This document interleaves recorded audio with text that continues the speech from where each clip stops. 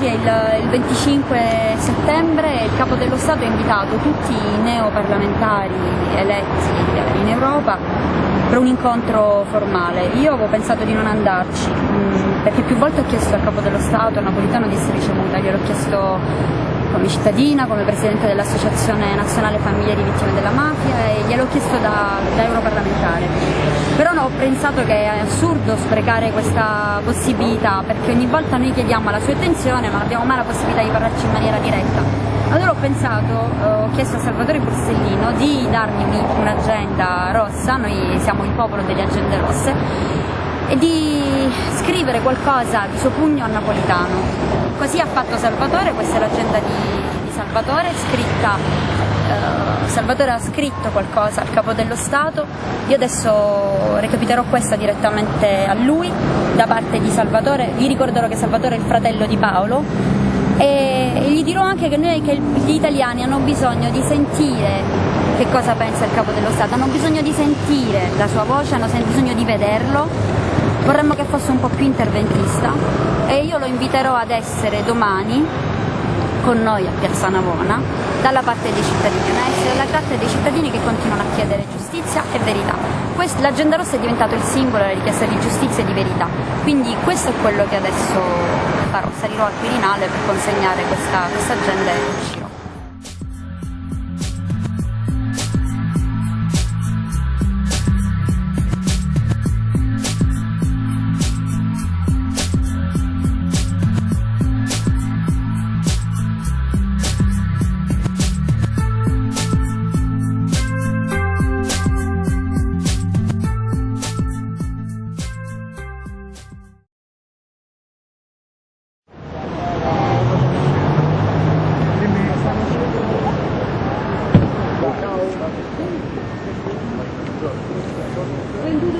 Niente, lui era contentissimo di ricevere questo dono, poi quando gli ho detto che era un pensiero scritto da Salvatore Borsellino, gli stavo consegnando l'agenda rossa,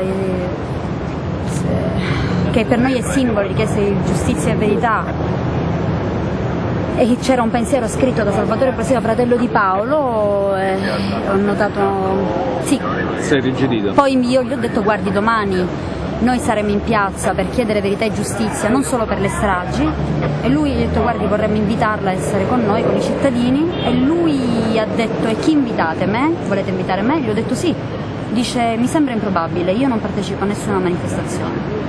E poi comunque nel discorso ha dato una stoccata, io penso che sia stata una stoccata a noi, perché ha detto che il Parlamento, le aule del Parlamento europeo non devono fare da cassa di risonanza a ciò che succede in Italia.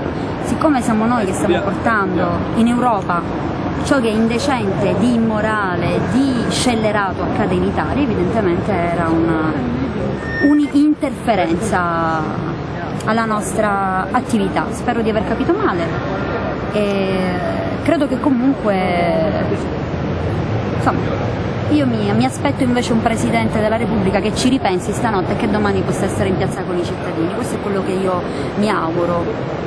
Era mio dovere, infatti io gli ho detto, quando lui mi ha detto credo sia molto improbabile, io non vengo, non partecipo, ho detto è mio dovere invitarla e sperare che lei possa essere presente.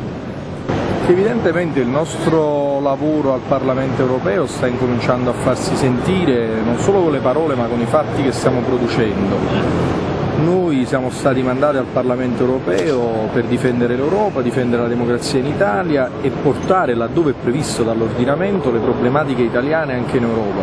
Su questo non defletteremo di un centimetro e anche io ho avuto l'impressione che il Presidente della Repubblica volesse chiaramente non incentivare queste battaglie per i diritti che noi stiamo facendo, perché difendere l'informazione pluralista, l'informazione indipendente, difendere la democrazia e difendere la Costituzione repubblicana non è una questione di parte, non è una questione di Luigi De Magistris e di Sonia Alfano, una questione di Italia dei Valori, è una questione che interessa il Paese. Siccome il Trattato dell'Unione prevede che un Paese può essere denunciato se viola i punti cardine del Trattato, uno dei punti cardine è proprio la salvaguardia dello Stato di diritto, A noi nessuno ci metterà il bavaglio, questo sia ben chiaro, portiamo rispetto per tutti, ma pretendiamo il rispetto. Anzi, a questo punto credo sia opportuno ricordare al Presidente Napolitano che abbiamo già presentato anche un'interrogazione il 16 luglio sul lodo Alfano, su cui noi non faremo un centimetro indietro e anzi, veramente siamo disposti a battagliare perché veramente nessuno si deve permettere di poter calpestare e consentire ad altri di calpestare la nostra Costituzione e la nostra democrazia. Questo credo che debba essere ben chiaro a tutti.